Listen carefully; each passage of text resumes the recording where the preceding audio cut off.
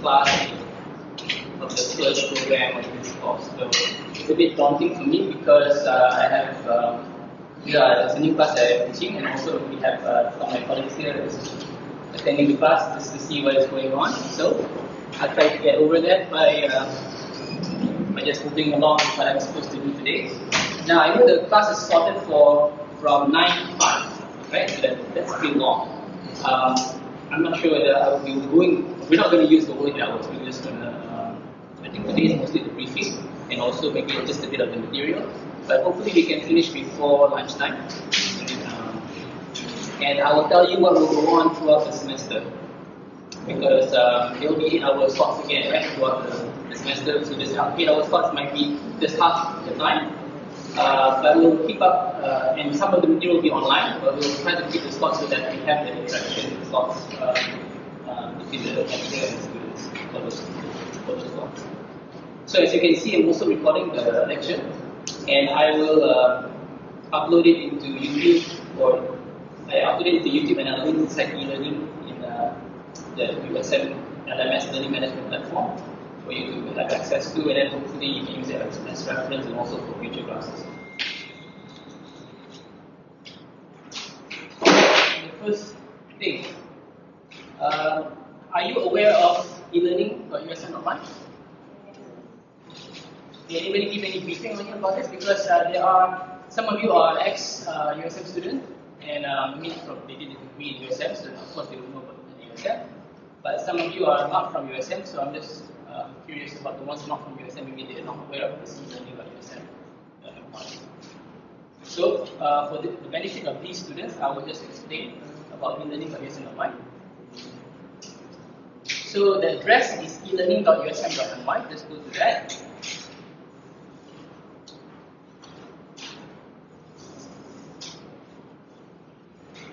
And then here you just log in on the top right. And then use your USM email address and also your USM password. Do you have a USM email address? Because you need the USM email address to log in, and also the password to that.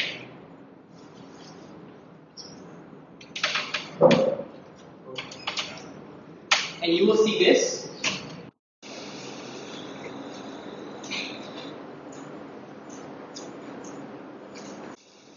And under current courses, then because I'm teaching these courses for this semester, that's why I have 4. I'm not sure about you guys, but then you should see IEA501 as one of the courses inside your list.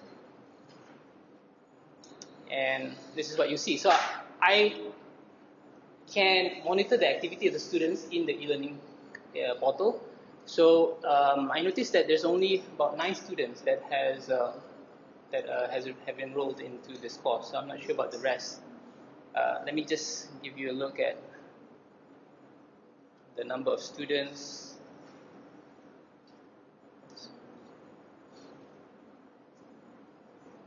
Yeah, right now there's still 9, and this is including the lecturers. So the rest of you, I think you haven't automatically enrolled because you haven't logged in. So I think if you just logged in and you registered, then you should be able to access this course. Any questions so far? Everybody clear? Yeah? So these are the ones that I see right now. There's also 2 lecturers here. They'll be understudy for this course. And yeah, so just log in, and I think automatically the course should pop up inside your account. So do that. Maybe you can even do it now, just to get yourself registered into this, because we'll be using this heavily. Like I said, we have 8-hour classes, right? 8-hour slots, and I don't think everybody prefer to have an 8-hour class every 2 weeks. And then there will be other classes that will also have 8-hour slots, so it's going to be quite heavy. So what I plan to do is, I'm going to maintain the slots, the Saturday slots, but we're not going to use the whole 8 hours. We're just going to use, like, say, 4 hours or 3 hours for us to discuss.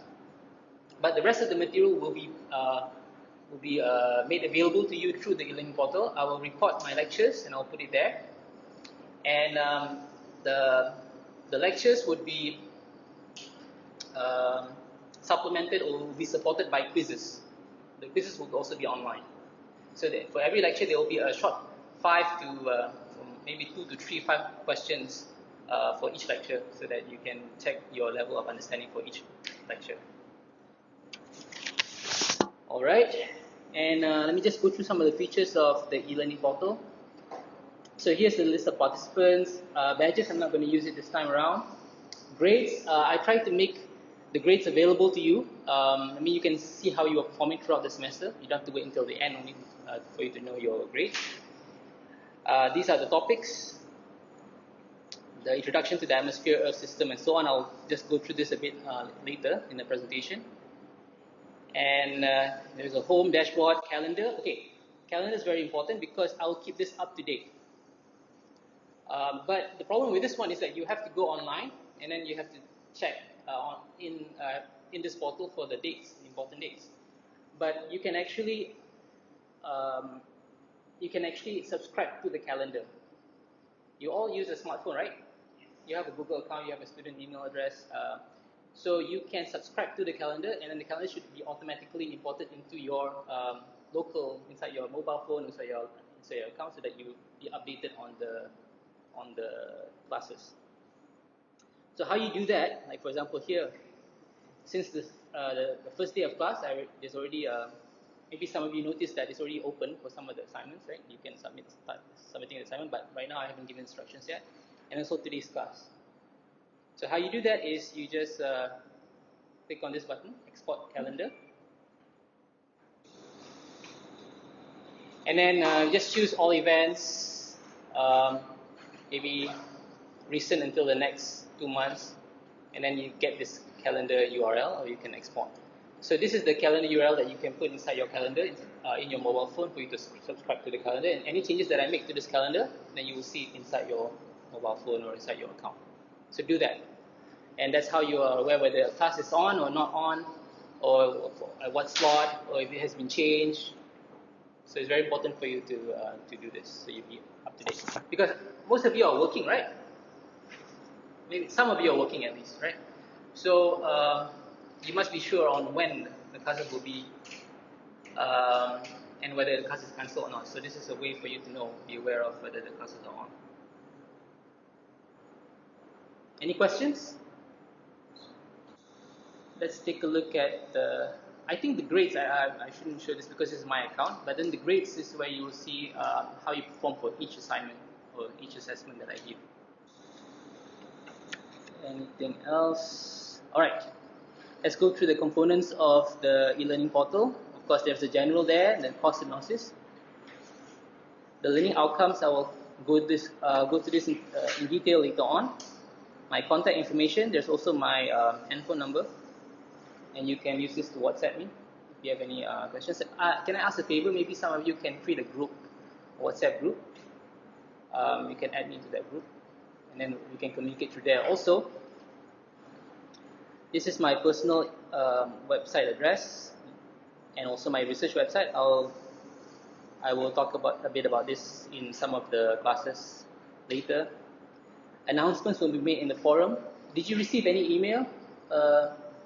Because I posted 2 announcements, and then you should go to your student email address. Have you received? Any of you? You know that you have a USM email address, right? So I guess any announcements that I make through the system will go to your USM email address. So try to use your USM email address. I know it's very difficult to use it because the names are quite long and so on, but then try to use it, or try to set your email account so that any email that goes to your email to this email will be forwarded to your personal email account. Then you'll get the announcements, the emails. And I give you as a handout the IEA course details. I'll go through that later, and the syllabus.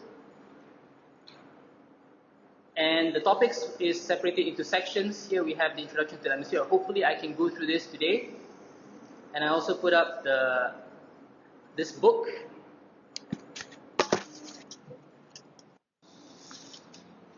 This is the book. Textbook that we'll be using.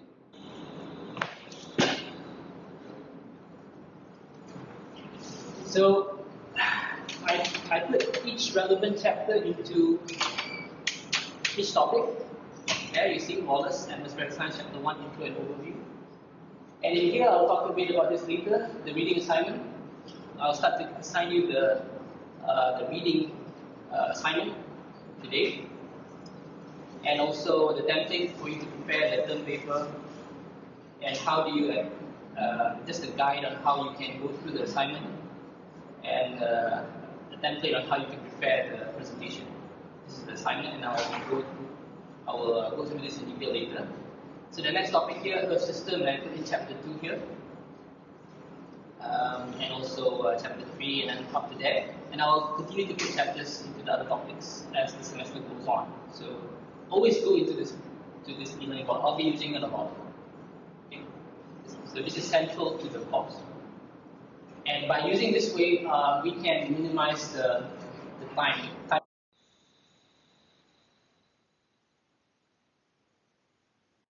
It's convenient for you to go through, and then you don't have to take leave for the ones that are looking to come for class. Okay. Because this is a full course, by the way. It's a 3-hour class per week. So it's just like any undergraduate course, but I mean, like any undergraduate course, it's a big commitment, right? For you to come to class. So we'll try to minimize that, but at the same time, give the same amount of content as any full course. Now let's go into the syllabus. On the overview of the syllabus, you all got the hand up, right? So as you are aware, this course is, the code of the course is IEA501. Just for your information, I means industry, that means the School of Industrial Technology. E stands for environment, and A means that it is 100% coastal. Actually, A stands for Amali. It's a Malay word, right? The other two words is in English, but then A is in Malay, so I don't understand the logic to that, but that's how it is. So that's why there's no final exam for this course. It's 100% coursework, because it's an Amali course. And the 3 here means that it's a 3-unit course, which means 3 hours per week, 3 hours of classes per week. But because it's a master's course, and then we try to cater to the ones that are working too, so that's why we put it to 8-hour classes every 2 weeks. But then we also 8 hours is a bit too much, so that's why we try to shorten it down, but at the same time deliver the content through the e-learning platform. So I am your instructor. I haven't introduced myself, have I?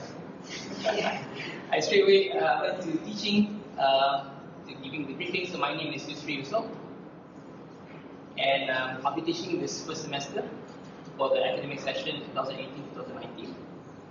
So the text required is the Wallace and Hobbs book. It's a very popular book. It's still used up till now. I noticed, you might notice that it's pretty old, 2006. Although I feel like anything above 2000 is new. But it's about 12 years old already right now. So this, but this book is still being used throughout the world.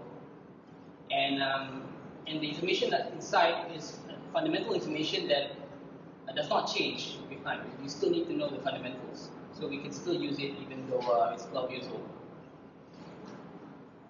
And then there's no other newer edition of it. This is the latest edition, the second edition. So that's why we're using this 2006 book. And there's an optional textbook too, but it's more advanced. It's even older, but again, it's fundamental knowledge that doesn't change with time. So that's why we can still refer to it, although the design is not really modern, it's pretty old-fashioned, but at least there are questions at the end, there are exercises, there are examples in it that you can use to follow. But it's an optional textbook because, like I said, it's advanced. And for your information, my field of research is this, non-relay meteorology. So there is a chapter, there is a topic in this course that deals with non-relay meteorology, and if you want to go into more detail into this, then we can use this book. Again, there's only one book in the library, and it's a pretty expensive book too, because it's old and then it's not available in any bookstore, you have to order it. It costs the library, I think, about 1,000 ringgit. It's pretty expensive. It's just about this hardcover as well, because I think it's not so widely available. why it's that expensive. But this Wallace book is probably around less than 200 ringgit. Yeah. Well, if you are very interested in atmospheric science, I do recommend you to buy the book. But this is for just this course, I don't want to make it into a hindrance for you to get the book, so that's why we will go to you. And then some reading assignments for you to help you with your assignments. I give two examples here. A quick guide to writing a solid peer review, because you will be reviewing an article and you're preparing a term paper based on this article, and you will also be presenting a topic paper. So you can reach there by reach to the link by clicking on this. And also another one, 10 tips for writing a truly terrible journal article for you to avoid. Some of the tips for you to avoid on writing a journal article, and also to review an article. So I hope by this course I'll be able to deliver knowledge, skills, and interest in the field of atmospheric science and air quality. Notice that this is a combination of two fields: atmospheric science, which is more general, and also air quality, which is linked to air pollution. Because in this atmospheric science book, it doesn't talk too much about air pollution. It just talks about the physics of the atmosphere. But then the physics of the atmosphere is directly related to air pollution. And air pollution has some degree of influence on atmospheric science as well. By delivering this knowledge, skill, and interest, I hope the students would have the ability to assess and predict air quality. There will be an assignment for you to work with air pollution model, air pollution dispersion model, a simple one at least, so that you can see how do we apply the knowledge in atmospheric science and physics into predicting how air pollution disperses, or air pollutants disperse through the atmosphere. And the students will also be able to relate the atmosphere to the air quality and be able to conduct scientific research in the field. So the learning outcomes of this, I do have a presentation on this, so maybe I'll keep listening for that up to here. So yeah, this one will be in the slide. Now let's look at the course syllabus. Now this is more important because it talks in detail on what is expected of you throughout this course. These are my details. We are currently in, I'm not sure whether this building is considered G07, but then the one in front, the foyer and the main office, is called building G07, and I'm inside room 164C. You can find me there. 1 means level 1, and this is the room number 64C. Have you been to 164? It's a student room, and inside the student hall or student room, common room, and there are the lecturers' rooms inside that circles the student common room. And my room is one of the rooms that is in that common student room. So if you want to see me, you can see me by appointment.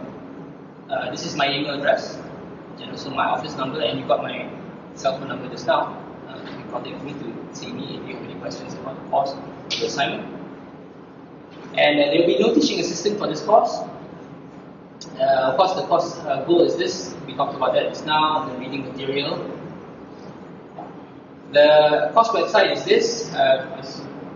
It's what we're using right now. Okay, let's go straight to the class activities and evaluation. There is a term paper, 20%. Presentation, 20%.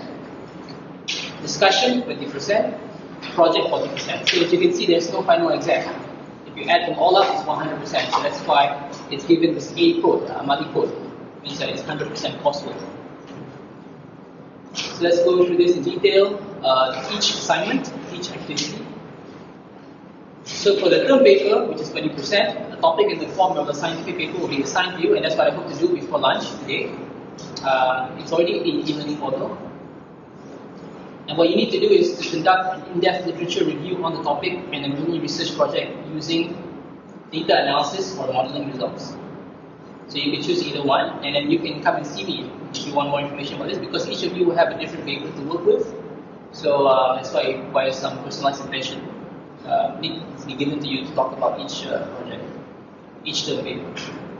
From there, you need to write a term paper It looks like a journal article, which includes the title, name, abstract, introduction, methods, results and discussion, conclusion and reference. And I did put a template inside the eLearning portal for you to use. And it's only up to 12 pages. So the data may include observation, analysis field, satellite imagery, or model output. So we don't have to go and collect data. We will use data that's available on the internet. It's free. Now, based on the topic given to you, I would suggest you where you can actually get this data. Just for your information, you can actually get plausible data for free for some locations that has a weather station. You can get satellite data for free too from the NASA website. You can get array data. So I'll teach you how do you get this data, and then you might want to use this data to supplement your term paper. The student will develop one or more hypotheses or questions related to the topic. So from each paper, then you need to develop a hypothesis or research question, and then you have to write the term paper based on this hypothesis or research question. And we'll analyze the data to answer their questions. So both a hard copy and a Word file are required. Due date for the term paper is week 11, which is this. So this is up to date. So it's all been planned out for your semester. So you know beforehand these things that you need to do. And then there's also going to be a presentation, 20%, where you need to present a summary of the scientific paper assigned to you. So this paper is the same as the term paper, so you don't have to do multiple, read multiple papers, just that one paper. And you need to use an appropriate presentation software. It's up to you. If you want to use, I think most of you will be using PowerPoint, right? There are other softwares you can use. It doesn't matter as long as you're able to present it on screen. The duration of the presentation must not be more than 10 minutes, so it's not long. So that's about 10 slides, 10 to 15 slides. Less number of slides is better. At the end of the presentation, then the audience will need to participate in the presentation by through the question and answer session, a 10-minute question and answer session. So in the presentation and also in the term paper, you must include links between topics in the syllabus. You saw a preview of the topics just now, and findings of the paper. So I want, when you're given a paper, and when you have when you're given a paper and then there are these topics, so you need to know what are the links between these. So you have to find the linkages between the topic, like the chapters, the subject, the topics in the course, and also the paper itself. So try to use both of them so it doesn't seem disjointed or separated. They're all related, right? So try to connect them. So in the presentation, you must include these links. Highlight the method of elaboration and development of research ideas, because each term paper has an idea, and the paper is meant to convince the reader of the idea. So you must identify what is the method of elaboration, and then talk about that method of elaboration and the development of the researcher's idea. And what their possible meanings and interpretations, as best as you can, of course, right? What are the evidence offered, whether they provide data, they go and collect data, they use secondary data, or any other evidence that they might put inside the paper. And what is the researcher's conclusion, and also your personal opinion. So you can critique the paper. Doesn't mean that since they publish it means it's correct. You can also critically think about what they present and come up with your own opinion whether you believe it is true or maybe it's there's a fallacy to their interpretation of the results. Also, identify the problems in understanding the paper. So if you do not understand the paper, it's also fine, but you need to be aware of what are things that you don't understand. Okay, you can list them all down. So the presentation will be in week 4 of the semester. You are aware of the weeks in a semester, right? So we have, I think, 23 weeks, no, it's 19 weeks in a semester, and this is week number 2. Last week was week number 1. So week number 4 is actually next 2 weeks. Yeah. So the first phase of presentation will be in 2 weeks' time. 6th October, Saturday. So I keep the slot because of the interaction, also for the presentation. And also week number 7, because we have about how many? About 15 students or so, and each one is 10 minutes, so it might drag out quite a lot. So that's why I break it up into two sessions. So that is 20%. And then discussion, 20% during the question and answer session and in the online forum. Well, this is not certain yet. I'm not sure whether I will give any marks in the online forum, but at least there will be marks given during the presentation and the Q&A session. The student will be assessed in terms of their participation and also the quality of the feedbacks and questions. That's 20%. And then project. So this is a bit interesting. This is interesting because it is a hands-on project on how do we go about conducting an air pollution dispersion modeling project. And this is directly related to consultancy, right? When you have an EIA project, environmental impact assessment project, you need to assess on whether a source of air pollution will cause a detrimental effect to the surrounding air environment. So we use a model to assess this impact. So that is what this project is about, at 40%. But this project will be after the mid-sem break. After you're done with the third paper, with the presentation, after you're done with the discussion, then we go on to the next assignment, the main assignment, which is the project. And this project is also individual. You need to conduct an air pollution dispersion modeling study and prepare a report. A template will be given for this too. Just need to fill in the parts.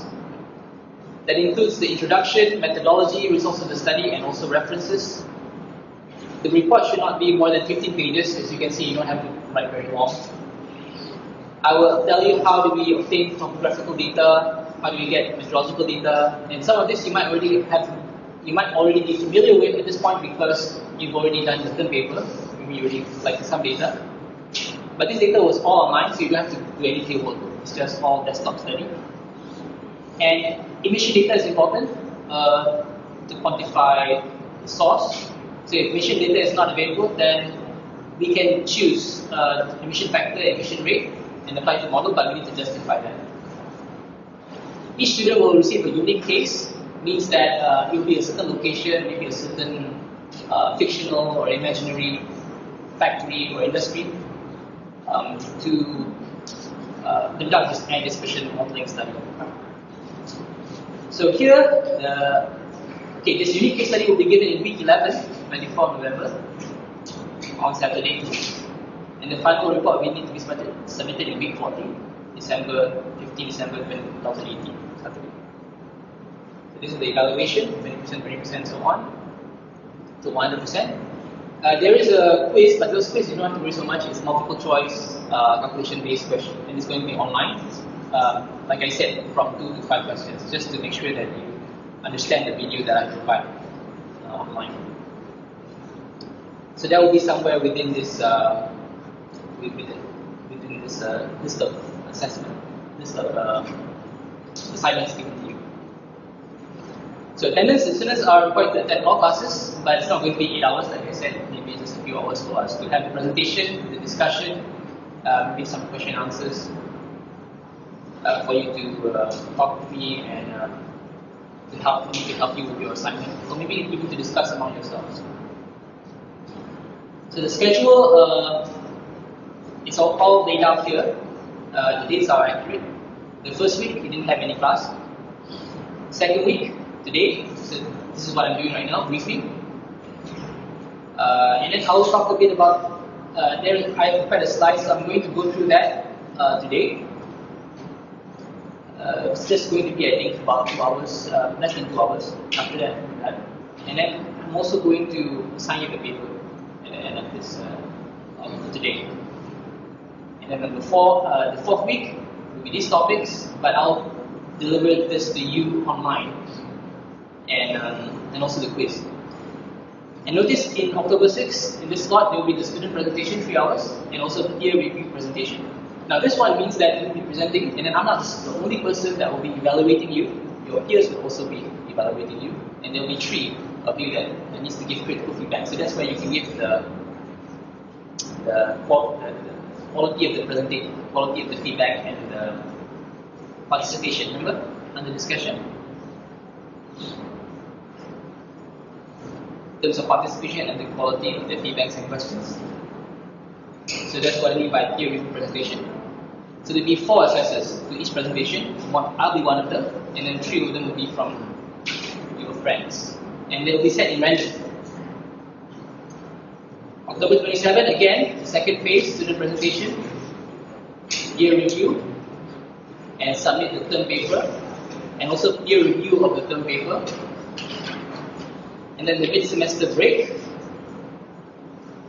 Then, after the hopefully the student presentation and also the term paper will be done before the mid-semester break. After mid-semester break, then you just need to worry about the case study, the air pollution dispersion modeling study. And this will also be peer review, but there will be no presentation for this one. It's just submission of the report. But your friends will assess each other's report as well as I will be giving some my evaluation. That means in total we have 1 term paper, 1 presentation, and 1 project, and then discussion as well. So it's not that much actually.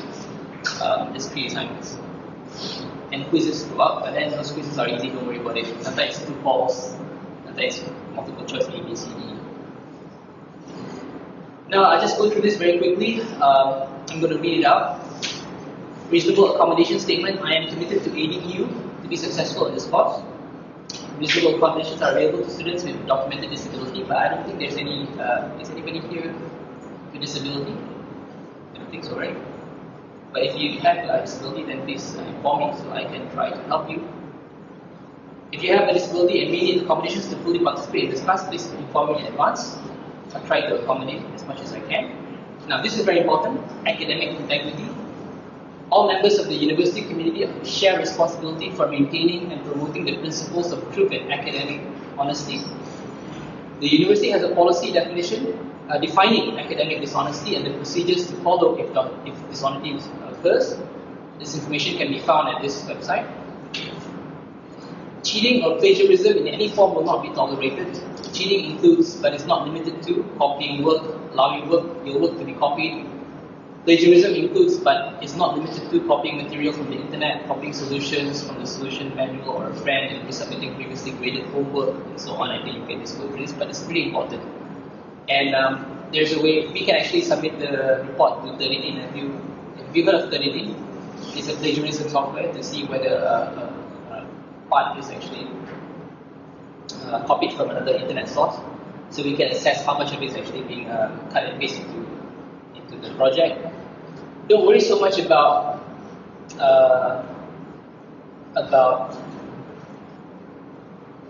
material that you take from the internet. You can take from the internet, but you just need to rephrase it. You just need to make it your own. And if you need help on that, I can give you some assistance.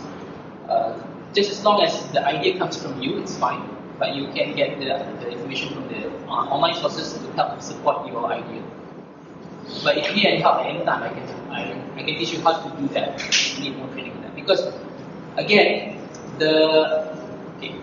going back to the learning outcome, right? This course is about, where is that? Look at the course diagnosis. Course learning outcome number 3. We're supposed to train you how to critically assess the relevant scientific literature in the form of review, right? So this assignment and presentation and so on, discussion activities are designed for you to be able to critically assess the scientific literature, the data in the internet. So by going through this and then having your own idea, then you should be able to, at the end of the course, critically assess. And then that's a very important skill for you to, for your career, and also for you to think about conducting your own project. Because if you don't have critical skills, then you can't really create much. So at the end, there is a safety statement here. You can go to this website. Mostly safety is an issue if you work in a lab.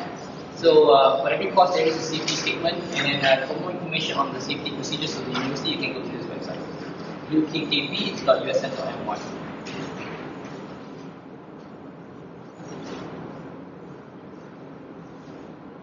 Alright, are there any questions? Is everybody clear?